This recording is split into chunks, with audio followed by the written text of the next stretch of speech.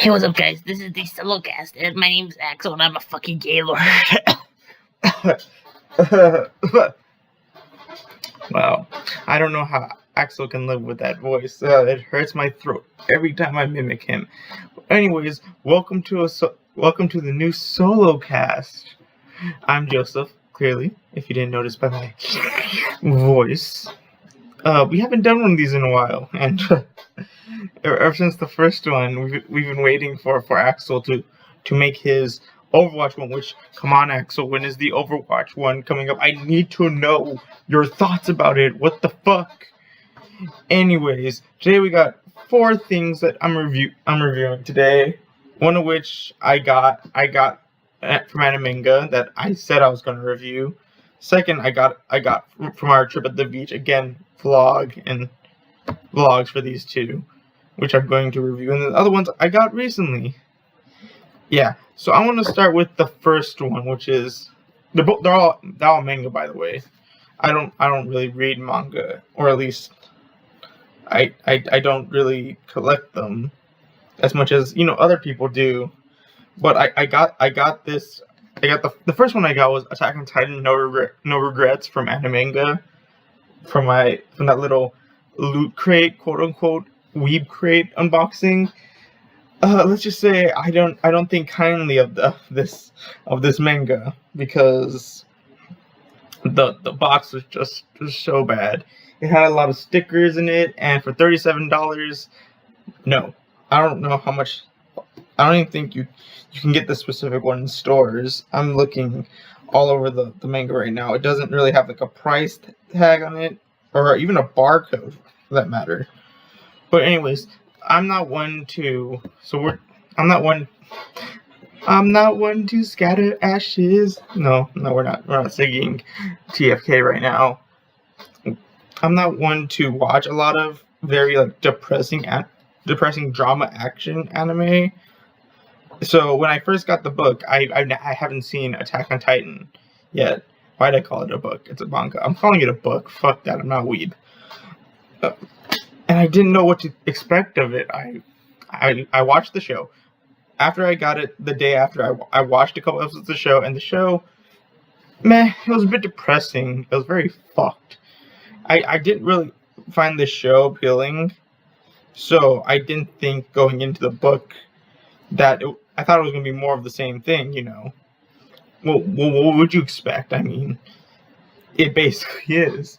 I'm assuming this is a spin-off of the Attack on Titan series, because I don't see the main character in here. Or at least, I assume not. I don't know if this is a prequel or just non-canon to the actual story.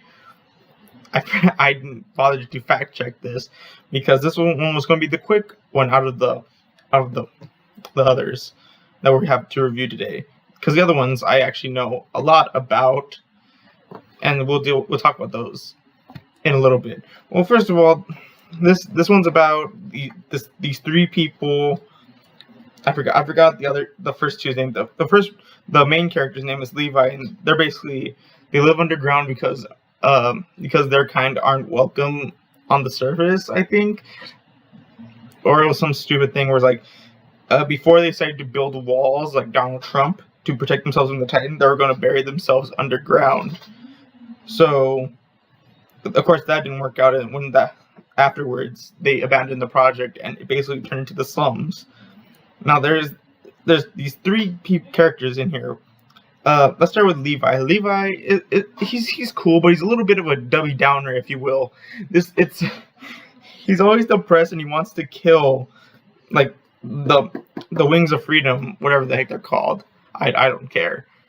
But I mean, the book itself, it comes with it comes with 4 chapters, a bonus story, and an art gallery, which the art gallery is nothing more than concept art for each character, which isn't really. I am interested in concept art and pre-builds of stuff, but this is. It's not like it's like they all look the exact same like they would.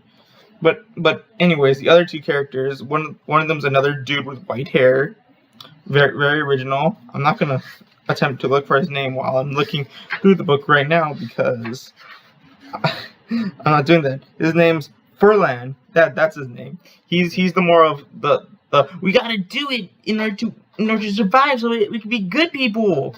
And the other one's Isabel, which is your typical. I don't want to say. What would the word to describe him? Very jokey. She's only there to have a female there, pretty much. And so they're a group of 3, and they swing around the city. That's what I really like. One thing I can give compliments to this one is that the art in the book is actually really fucking cool, especially in the first chapter where they're swinging around the city, running away from the Wings of Freedom, and it's just really cool watching them swing around. But in the meantime, after that, they get captured by, I think his name is Erwin, who's like, hey, you're going to join the Wings of Freedom, and you're going to go fight the Titans, and the other 3 are like, fuck you, we're not doing this, I'm going to kill you, boy. And they end up joining anyway. And they end up taking down a Titan, too, as well, which is really interesting. And then, at the end, we're given backstory as to how Furlan and Isabel met Levi, in which they were brought under his wings because they lived so fucked up lives that they needed to find a way to protect themselves. Anyways, I guess it's good. I mean, I'm not one to recommend stuff that I just haven't watched. I haven't read another Attack on Titan book. I probably will, maybe not, most likely not. But the anime, I mean, if you're interested in the anime, this is a good time killer. But I'm still bummed out at the fact that I practically spent $37 on this and that T-shirt that I'm wearing right now. Coincidentally, it wasn't that good of a spend. I mean, this book is barely worth $10. Which are the other ones I spent more than $10 on. But this one I wasn't interested in. It only had 4 chapters.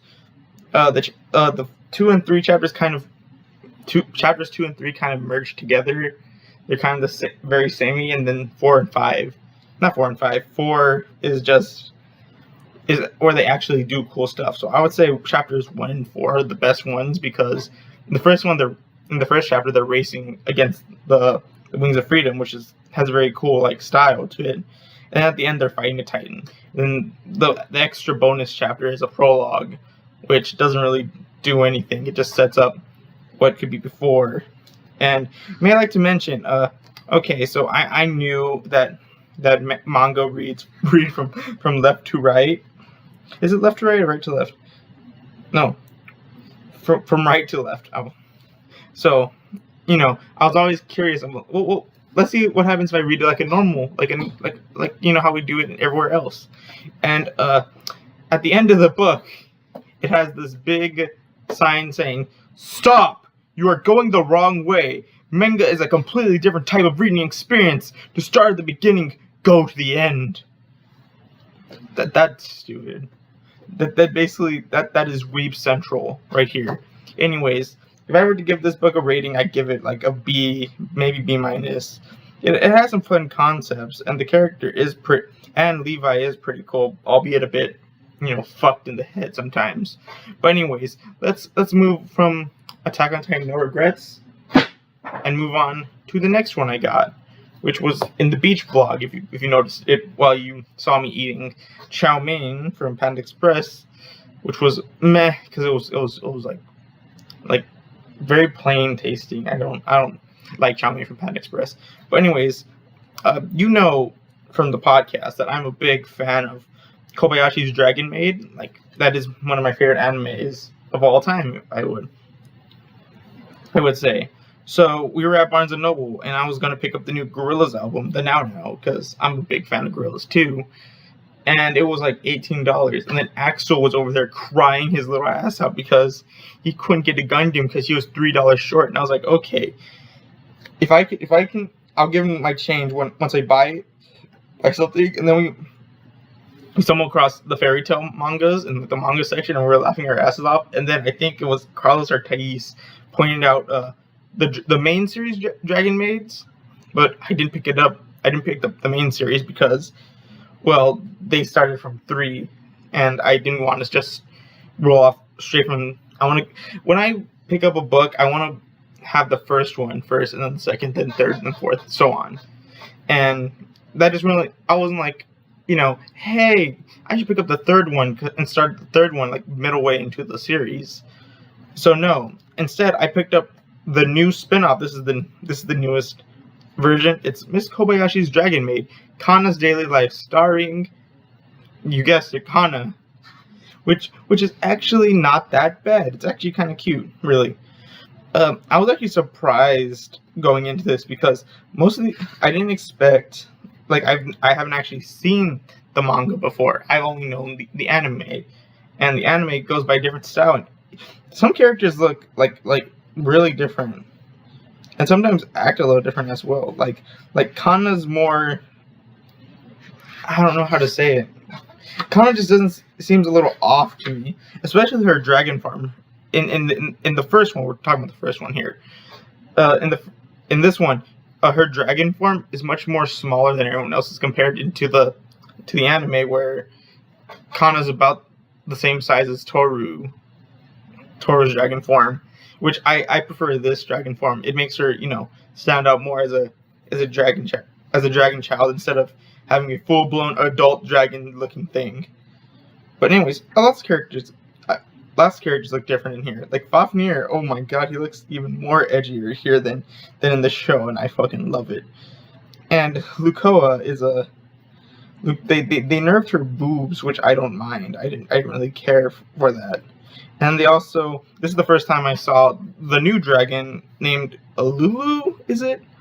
Actually, she's actually one of my favorites. I think she's top 3 personally speaking. Alulu is like the delinquent dragon that fought Toru, and after she fought Toru, she started to like Kobayashi and decides to just live off them, which is actually really funny. And I appreciate it. I like this. It's basically Kana's daily life, where she goes to school, hangs out with Saikawa, the worst out of the bunch. And even like when I watched the anime, I didn't like Saikawa, or however you say her fucking name. She is the worst character in the series. Here, I mean, compared to everyone else, meh. When this one, they do stuff like Kana takes care of a pet. She plays she helps Saikawa with her karate. They go into a haunted arcade room. It's stuff like that. It's actually really entertaining. I really enjoyed it. But so what I would do for this one, if you notice, it's really hard for me to speak right now. I'm sorry. I'm actually kind of hungry. Maybe I'll get some panda after this. I'm kind of wanting Chinese food. But you see everyone here, the volleyball kids from the show. You see all the dragons make an appearance in here, except for Elma, surprisingly. Which I wouldn't blame him. This is probably before Elma. Like, this takes place during the first and second manga. I don't know when Elma comes into the manga. I know she's on the first one because guess what? We're reviewing that one next. But this one's pretty good. I'm not gonna lie. I like the art style. Some of the jokes, like there's one joke I actually didn't like. Like all the jokes like have lands with me, like it hits me. But one of the more recent jokes is when Saikawa and Kana go out and get baked potatoes, and Saikawa farts. Yeah, we're going to that territory. Then Kana's like, no, I'll fart, and then she farts, and then she basically blows up a building. Luckily, Lukoa's there to fix everything up with Shota. Which Shota seems like a dipshit in this one, to be fair. But I like the art style of this, except for that one joke. I feel like this is a must buy. I mean, I spent $13 on this. Yeah, I could say it was worth $13.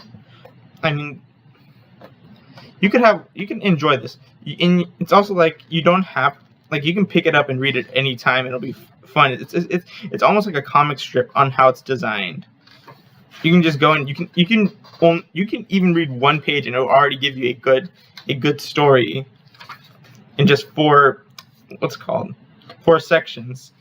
But each of them are broken down chapters. I don't know how many chapters there are, but my favorite one in this is is the Valentine's Day one where Kana's making chocolates for all the people she likes in life, and one of Psycho was coming over, and Kana was making chocolate. She didn't have enough, so she went to the store to go buy some. In the meantime, Psycho comes and Lulu's there, who thinks the chocolates are for her, and decides to share them with Psycho, and Psycho's just not having it, and she starts beating up Lulu. I actually really that's one of my favorites. Well, there's also some other moments that bring Psycho and Kana closer together, which I really liked. I'll give this one a B plus. This one is good. This one's cute. I want this one inside of me. Okay, next one. Okay, I got these ones a couple days ago. I wasn't planning on putting these in.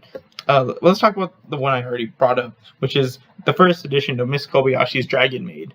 I got it at Barnes & Noble with when I hung out with Thais, because she wanted to go catch some Pokemon for Community Day, which she caught a fuck ton of Chigaritas and 4 shinies, so I guess she should be happy with what she's got. But I picked up 2. I won't say what the other one is, but if you know me, I never mentioned it in the chat in the podcast, but if you know me personally, you probably already know what it is. And I also posted it on my Instagram. Maybe I'll link my Instagram here. I don't know, but this one's the first edition of Miss Kobayashi's, and from what I expected, it's basically the first couple episodes of the show. And it's not like it's like the first couple episodes of the show. It's word for word the first couple episodes of the show. And this is where you'll really tell that the art style is kind of different from the show, because Kana is like a fucking twig in this, and yeah, she's like the size of like a fucking twig, and her sleeves are like very baggy. But I like this design of Kana. I don't know, because I'm stepping on these fools, but I ain't. It goes from here all the way there. I think there's one additional story that wasn't in the anime here. They do have more hilarious jokes. And this one, I prefer this one over the Kana's Daily Life, even though I've seen the anime version of this. But you got the generic jokes like Toru trying to have Kobayashi eat her tail, Fafnir over the phone, which basically giving Toru some pretty shitty advice, Toru licking Kobayashi's clothes to clean them. We have the food market scene where Toru just blacks out from catching some robber from stealing Kobayashi's bag.